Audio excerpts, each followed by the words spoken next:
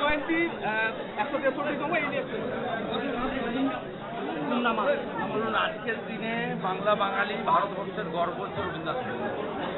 আমরা সকালটা শুরু করেছি তাকে প্রণাম বলছি আর রাজ্যের মুখ্যমন্ত্রীকে বলবো কবিগুরু মারা গেছিলেন 41-এ। আপনি একবার নেতাজির জন্মজয়ন্তীতে রেড রোডে দাঁড়িয়ে বলেছিলেন 48-এ রবীন্দ্রনাথ ঠাকুর এসে গান্ধীজিকে ফলের রস খাইয়েছিল।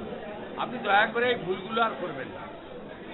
এই ভুলগুলো আর অন্তত রবি ঠাকুরকে নিয়ে, মাতঙ্গিনী হাজরাকে নিয়ে এইসব ভুল কথা আর বলবেন না।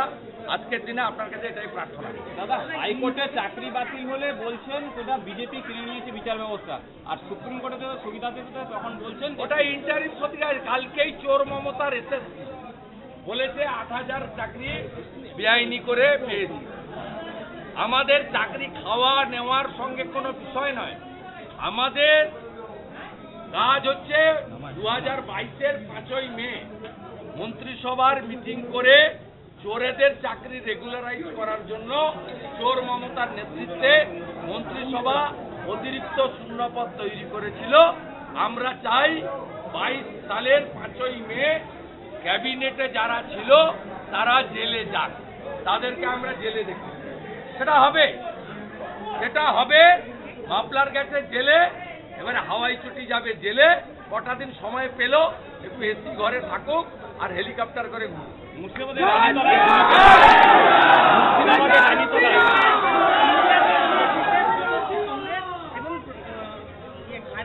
প্রত্যেকটা নেতাকে ইন্ডিয়া থেকে সমস্ত নেতৃত্বকে ফোন করে বিশেষ বৈঠকে আমন্ত্রণ জানায়।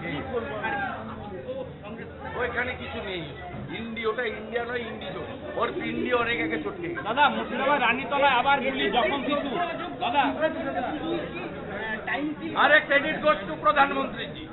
প্রধানমন্ত্রীজি না বলেন বাংলার মাটিতে যে যোগ্যদের পাশে বিজেপি আছে, যোগ্যদের জন্য লিগ্যাল সেল তৈরি করবে স্টেট বিজেপি। তারপরে সন্ধ্যাবেলা এসএসসি বলে যোগ্য অযোগ্য আমরা বেছে দিতে পারব। অথচ এই এসএসসি মানে মমতা ব্যানার্জির মনোনীত এসএসসি, তারা হাইকোর্টের হলফনামাতে যোগ্যদের তালিকা দেয়নি 8,000 অযোগ্যকে বাঁচানোর জন্য। এবং জাস্টিসের যে জাজমেন্ট তার 242 নম্বর প্যারাতে উল্লেখ আছে পশ্চিমবঙ্গ সরকারের স্কুল সার্ভিস কমিশন যোগ্যদের তালিকা না দেওয়ায়, ওএমআর এর মার্কশিট পুড়িয়ে দেওয়ায় আমরা বাছাই করতে পারলাম না, তাই প্যানেল বাতিল হল। প্রথম যে পিসি ভাইপোর উল্লসিত হওয়ার কোনো কারণ নেই। পিসি প্রাক্তন হবে আর ভাইপো জেলে যাবে।